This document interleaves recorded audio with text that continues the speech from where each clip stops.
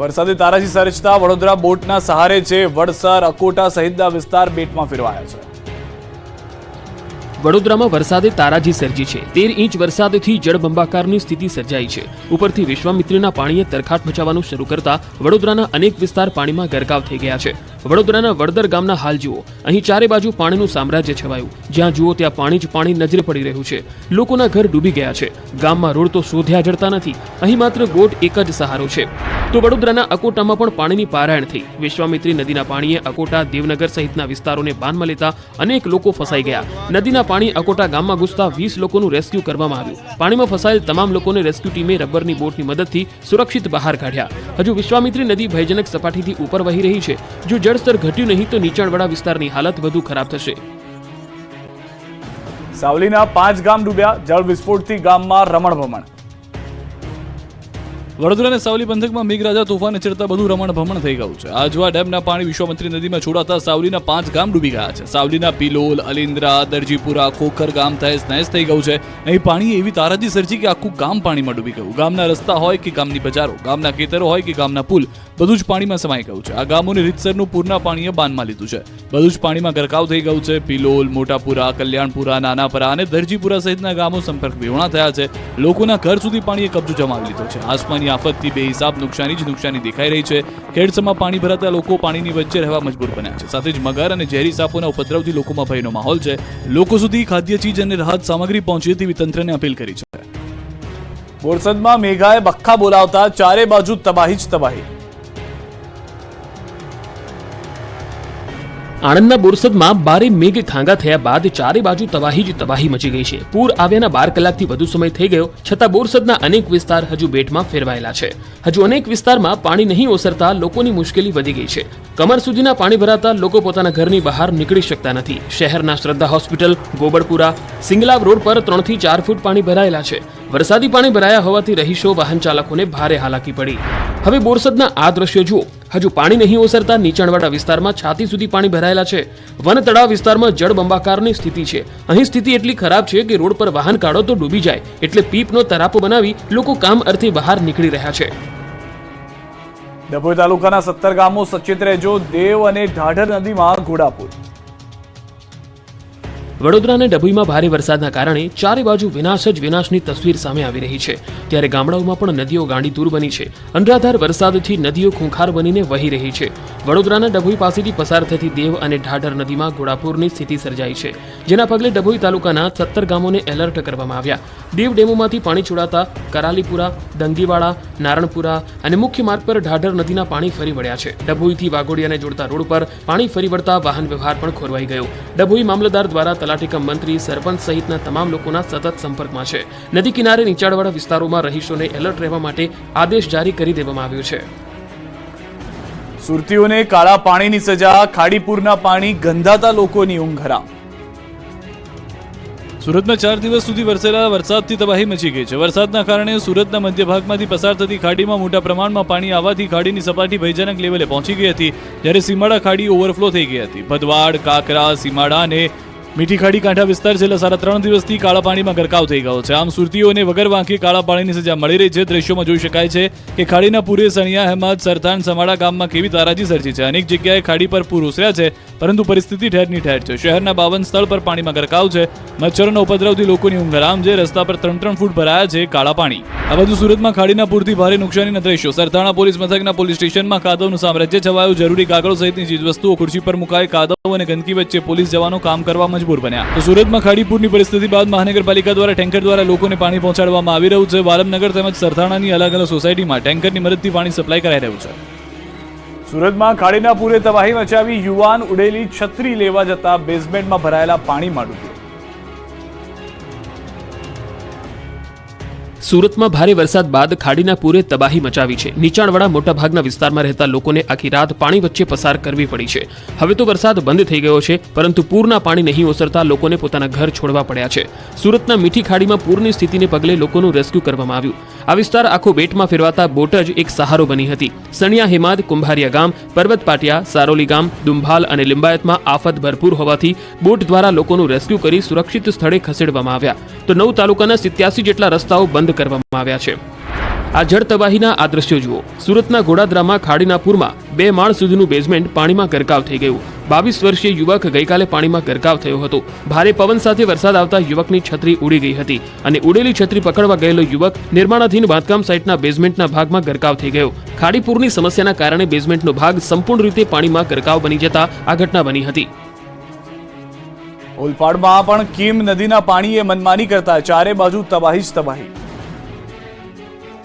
જ્યાં જ્યાં નજર કરો ત્યાં પાણી જ પાણી. નથી દેખાતા રોડ, નથી દેખાતા ખેતરો. જોવા મળે છે તો ચારે કોર તબાહી જ તબાહી. જળ તાંડવના દ્રશ્યો છે ઓલપાડના. અહીં કીમ નદીના પાણીએ એવી તારાજી સર્જી છે કે ઓલપાડના વરોલી ઉમરાજી ગામ પાણીમાં ડૂબી ગયું. ભારે વરસાદને કારણે ગામને પાણીએ બાંધમાં લીધું. લોકોના ઘર સુધી પાણી ભરાતા અહીંના લોકોએ આખી રાત પાણી વચ્ચે પસાર કરી. વડોલી વાંગ નજીક પાણી ભરાતા કીમથી ઓલપાડ હાંસોટ જતો માર્ગ પાણીમાં ગરકાવ થયો. પાણી ભરાતા અહીં વાહનો નહીં, માત્ર બોટ જ સહારો છે. ઓલપાડના સાયણ ગામની હાલત પણ કંઈક આવી જ છે. અહીં પણ ખાડીના પાણીએ ઘાણી કરી છે. સાયણની અનેક સોસાયટીઓ ઘરોમાં પાણી ઘૂસી જતા મુશ્કેલી વધી ગઈ છે. લોકોના ઘર પગ ડૂબી જાય એટલા પાણી ભરાતા લોકોની મુશ્કેલી વધી છે. સાફલ્ય સોસાયટીના ઘરોમાં પાણી ઘૂસી જતા ઘર વખરીનો સામાન પલળી ગયો છે. સુરતમાં ખાડીપુરે તાંડવ મચાવતા અનેક લોકો બેઘર પાણીમાં તણાયું બાળક. સુરતમાં ખાડીના પૂરે તાંડવ મચાવ્યું છે. આસમાની આફતથી અનેક લોકોની જિંદગી પાણી થઈ ગઈ છે. સુરતના વોર્ડ નંબર 30માં કંસાડમાં ભરાયેલા વરસાદી પાણીમાં બાળક ડૂબી ગયો છે. સચિનના કંસાડ ગામમાં 6 થી 7 ફૂટ વરસાદી પાણીનો ભરાવો થયો છે. ગોકુલધામ સોસાયટી અને વારી ગામના 6 બાળકો નહાવા પડ્યા હતા, જેમાં એક બાળક પાણીના પ્રવાહમાં તણાઈ ગયું. ડરના લીધે અન્ય બાળકોએ કોઈને જાણ કરી નહોતી. જોકે સાંજે 5 વાગે પરિવારને જાણ થતા નગરસેવક અને પ્રશાસન તેમજ ફાયરના લોકો ઘટના સ્થળે પહોંચી બાળકને શોધવાની કામગીરી શરૂ કરી. પાણી ખૂબ જ વધારે હોવાથી નાવડી લઈને ફાયર ફાઇટરો બાળકની શોધ કરવા નીકળ્યા. બાળક પાણીમાં તણાઈ જતા પરિવાર પર આપ ફાટી પડ્યું છે. આ બાજુ સુરતનું કીમ પણ ડૂબ્યું. કીમ નદીનું પાણી ચારે તરફ ફરી વળતા લોકોને મુશ્કેલી પડી. સ્થિતિ એવી થઈ ગઈ કે લોકો પીવાના પાણી માટે વલખા મારે છે. ધરતી પર પૂરના પાણીએ કબજો જમાવ્યો છે, ત્યારે એકબીજાને પાણી પહોંચાડવા સ્થાનિકોએ વાંસનો પુલ બનાવી પહોંચાડ્યું છે પાણી. તો કોસંબા રોડ પર ફરી વળ્યા છે કીમ નદીના પાણી. કીમ કોસંબાને જોડતો માર્ગ બંધ. રહેઠાણ વિસ્તારમાં ભરાયા વરસાદના પાણી. તક્ષશિલા સ્કૂલ રણછોડ નગરમાં ભરાયા પાણી. આ બાજુ સુરતના ઓલપાડ કીમ હાંસોટ સ્ટ્રીટ હાઈવે પર કીમ નદીના પાણી ફરી વળ્યા છે. તેના કારણે ઓલપાડથી કીમ હાંસોટ જવાનો સ્ટ્રીટ હાઈવે બંધ કરાયો. સુરતી લાલાઓ પર ટ્રિપલ ખતરો. પૂર બાદ હવે રોગચાળાએ ઉચક્યું માથું. સુરતી લાલાઓ હજુ તો પૂરની તબાહીમાંથી બહાર નીકળ્યા નથી, જળ વિસ્ફોટની ઘાતમાંથી ઉગર્યા પણ નથી. ત્યારે નવો ખતરો મંડરાઈ રહ્યો છે, કેમ કે ખાડીના પૂરના કારણે સુરતીઓને વગર વાંકે કાળા પાણીની સજા તો મળી, ઉપરથી જ્યાં જ્યાં ખાડીના પાણી ફરી વળ્યા છે ત્યાં દુર્ગંધ મારવાનું શરૂ થયું છે. મીઠી ખાડી સ્લમ વિસ્તાર, બેઠી કોલોની, પતરાની ચાલ, ઇન્દિરા આવાસ, ક્રાંતિનગર, રાવનગર, રતનજીનગર, કમરુનગર, વાલમનગર, ગરીબ નવાઝનગર, ઓમનગરમાં 3 ફૂટ સુધી ગંધાતા પાણી ભરાયા છે, જેથી અહીં મચ્છરોના ઉપદ્રવથી લોકોની ઊંઘ હરામ થઈ છે. અહીં રોગચાળો વકર્યો છે. ગંદકીએ માજા મુકતા પીવાના પાણીમાં દૂષિત પાણી ભળી જતા રોગચાળો વધી ગયો. વાલમનગરની સોસાયટીમાં ઝાડા ઉલટીના કેસ વધ્યા. પાણીજન્ય રોગ ફેલાતા પાલિકા તંત્ર દોડતું થયું. આરોગ્ય વિભાગની મેડિકલ ટીમ સોસાયટીમાં પહોંચી ઘરે ઘરે જઈને સર્વે હાથ ધર્યો. આ તરફ અંકલેશ્વરથી સુરત હાઈવે પાણીમાં ગાયબ. વાહનોના થપ્પે થપ્પા જોવા મળ્યા. ભરૂચમાં પણ મેઘરાજાએ તોફાની બેટિંગ કરતા હાઈવે પર પાણીએ ડીંગો જમાવ્યો છે. ભરૂચના અંકલેશ્વરથી સુરત જતા સ્ટ્રીટ હાઈવે પર જાણે કે કોઈ નદી વહેતી હોય તેવા દ્રશ્યો સામે આવ્યા છે. આકાશમાંથી મહેર કહેર બનતા ભરૂચના હાંસોટ તાલુકાના સહોલ ગામના માર્ગ પર પાણી ફરી વળતા પાણીનો અડ્ડો જોવા મળી રહ્યો છે. કીમ નદીના પાણી ફરી વળતા હાઈવે ગોતવા જવો પડે તેવી સ્થિતિનું નિર્માણ થયું છે. મુખ્ય હાઈવે પર જળબંબાકારની સ્થિતિ સર્જાતા વાહન વ્યવહાર બંધ કરાયો છે. હાઈવે બંધ કરાતા રોડ પર વાહનોના થપ્પા લાગી ગયા છે. વ્યારાના બોરખડી ગામે પૂરે સર્જી તારાજી. ગામની બહાર જવા માત્ર રેલવે ટ્રેકનો સહારો. ચારે બાજુ પાણી, ધસમસતી નદી, પાણીની વચ્ચેથી પસાર થતા લોકો, ટ્રેનના પાટે દોડતી જિંદગી. આ દ્રશ્યો તાપીના વ્યારાના બોરખડી ગામના છે. વ્યારા તાલુકાના બોરખડી ગામના 15 ફળિયા પૈકી નાની કુંડળ ફળિયાના રહીશોને ચોમાસા દરમિયાન જાણે વિખૂટા પડવાનો વારો આવ્યો છે. કહેર ગામે દૂધ ભરવા જતા પશુપાલકોને કાદવ કીચડવાળા પગદંડી રસ્તે ચાલીને રેલવે ટ્રેકનો સહારો લેવો પડે છે, જ્યાં રાહદારીઓને અકસ્માતનો ભય પણ રહે છે. ત્યારે વર્ષોથી પડતી હાલાકીને દૂર કરવાની ફળિયાના રહીશોએ માંગ કરી છે. ગત વર્ષે મંત્રી મુકેશ પટેલ સહિત જિલ્લા કલેક્ટર દ્વારા પણ આ ફળિયાની ઉડતી મુલાકાત લીધી હતી અને 1,32,00,000 ના ખર્ચે પુલ બનાવવાની દરખાસ્ત પણ કરવામાં આવી હતી. જો કે દરખાસ્ત થયાના 1 વર્ષ વીતવા છતાં પણ તંત્ર દ્વારા અહીં પુલ બનાવવા કોઈ તસ્દી લેવામાં ન આવી હોવાથી અહીં લોકો હાલ ચોમાસામાં ભારે હાલાકી વેઠી રહ્યા છે. તો ફળિયામાં એકમાત્ર આંગણવાડી છે, ત્યાં પણ ચોમાસામાં પૂરને કારણે પાણી ભરાઈ જતું હોય છે, જેથી આંગણવાડીમાં ભણતા નાના ભૂલકાઓને 1 થી 5 ધોરણની પ્રાથમિક શાળાના મકાનમાં બેસાડાય છે. ત્યારે આંગણવાડીનું નવું મકાન યોગ્ય જગ્યાએ બનાવવાની માંગ ઉઠવા પામી છે. અહીં વરસાદી માહોલ વચ્ચે 108 એમ્બ્યુલન્સ પણ પહોંચી શકે તેમ નથી. ત્યારે ભારે વરસાદ દરમિયાન ફળિયામાં કોઈ વધુ બીમાર પડે તો તાત્કાલિક સારવાર માટે દર્દીઓને લઈ જવામાં પણ મુશ્કેલીનો સામનો કરવો પડે છે. ગેડના પાણીએ કેડ ભાંગતા બોટના સહારે લોકો ચીજવસ્તુઓ માટે લેવી પડી રહ્યો છે હોડીનો સહારો. હોડી પર ડુંગળી સહિતનું કરિયાણું ખરીદીને આવી રહેલા આ લોકો ધસમસતા પાણીમાં દૂધ લઈને જઈ રહેલા પશુપાલકો. દાવો કરાઈ રહ્યો છે કે આ દ્રશ્યો ખેડ પંથકના છે, જ્યાં ખેડ પંથકમાં ચોમાસાના જીવન જીવવું ખૂબ જ અઘરું બની જતું હોય છે. રકાબી જેવા ભૌગોલિક આકારના કારણે મોટાભાગે ખેડના ગામડાઓમાં પાણી ભરાયેલા રહે છે. દાવા પ્રમાણે પોરબંદરના મિત્રાળા, દેરોદર, લુશાળા, ભડ તથા એરડા ગામમાં લોકોને હોડીના સહારે બટાકા, ડુંગળી તથા કઠોળ સહિતની સામગ્રીની હેરફેર કરાઈ રહી છે. કોસબારાના જુમા ઇસ્લામભાઈ મચિયાના પરિવાર દ્વારા ખેડ પંથકના લોકોને હોડીથી મદદ કરાઈ રહ્યા હોવાનો દાવો કરાઈ રહ્યો છે. આ બીજા દ્રશ્યો દ્વારકાના કાટકોલાના હોવાની વિગતો છે, જ્યાં થોડા સમય પહેલા વરસાદ થયો ત્યારે પશુપાલકો આ રીતે ધસમસતા પાણીમાં દૂધ આપવા માટે પહોંચ્યા હતા. ઉલપાડના ડૂબેલા ગામડાઓનું નિરીક્ષણ કરવા મંત્રી બોટમાં પહોંચ્યા. સુરતના ઓલપાડના ગામડાઓમાં નદીના પાણી ઘૂસી જતા બેટમાં ફેરવાયા. ખેતરો, રોડ, ઘર, દુકાનો, મંદિર, ગામ બધું જ ડૂબી ગયું. ચારે બાજુ જળ હોનારત જેવા દ્રશ્યો સામે આવ્યા. સુરતની કીમ નદીએ રૌદ્ર સ્વરૂપ ધારણ કરતા હાહાકાર મચી ગયો. ખેડૂતોની સ્થિતિ કફોડી બની ગઈ છે, ત્યારે ગામડાઓની સ્થિતિનો તાગ મેળવવા મંત્રી પાણીમાં ઉતર્યા હતા. ઓલપાડના વડોલી ઉમરાછી ગામમાં ગુજરાત સરકારના મંત્રી મુકેશ પટેલ પહોંચ્યા હતા. મંત્રી પહેલા કારમાં આવ્યા હતા, પરંતુ પાણી એટલા ભરાયા હતા કે કાર પણ ડૂબી જાય એવી સ્થિતિ હતી, એટલે મંત્રીને બોટમાં લઈ જવામાં આવ્યા. મુકેશ પટેલે બોટમાં બેસી પૂરથી મચેલી તબાહીનું નિરીક્ષણ કર્યું. ગામમાં પહોંચી વડોલી ગામના લોકોની આપવીતીની માહિતી મેળવી. મુકેશ પટેલે લોકોને ખાતરી આપી કે ઓલપાડના જે ગામમાં પાકને નુકસાન થયું હશે તેનો સર્વે કરાવવામાં આવશે. તો ટ્રેક્ટરમાં બેસી મંત્રી ઋષિકેશ પટેલ બોરસદ પહોંચ્યા હતા. બોરસદમાં પડેલા ભારે વરસાદને લઈને યોજી સમીક્ષા બેઠક. બોરસદમાં આવેલા પૂરનું નિરીક્ષણ કરવા માટે ઋષિકેશ પટેલ ટ્રેક્ટરમાં પહોંચ્યા હતા. સેવા સદન ખાતે મંત્રી ઋષિકેશ પટેલે સમીક્ષા બેઠક યોજી હતી. ત્યાં નાયબ દંડક રમણ સોલંકી, જિલ્લા કલેક્ટર, ડીવાયએસપી, આણંદ જિલ્લા ભાજપ પ્રમુખ સહિતના અધિકારીઓ હાજર રહ્યા. ગુજરાતમાં આકાશી આફતથી 63ના મોત, 323 જેટલા પશુના મૃત્યુ. ગુજરાતમાં મેઘરાજાએ દડબડાટી બોલાવી છે, ત્યારે રાજ્યના કેટલાક જિલ્લાઓમાં તો પૂરની સ્થિતિનું નિર્માણ થઈ ગયું છે. રાજ્યના 564 રસ્તાઓ બંધ છે. ભારે વરસાદને કારણે 16 સ્ટેટ હાઈવે બંધ થયા.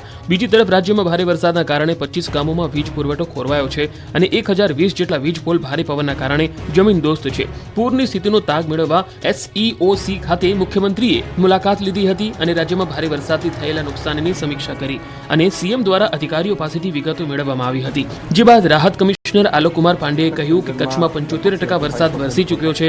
જો કે ઉત્તર ગુજરાત અને ઈસ્ટ ગુજરાતમાં ઓછો વરસાદ નોંધાયો છે. આ વર્ષે વરસાદમાં 63ના મોત થયા છે. વરસાદના કારણે કુલ 323 પશુઓના મોત થયા છે. NDRF અને SDRF તમામ જિલ્લામાં પોસ્ટેડ છે. જેમને નુકસાન થયું હશે તેમને સર્વે કરી સહાય અપાશે.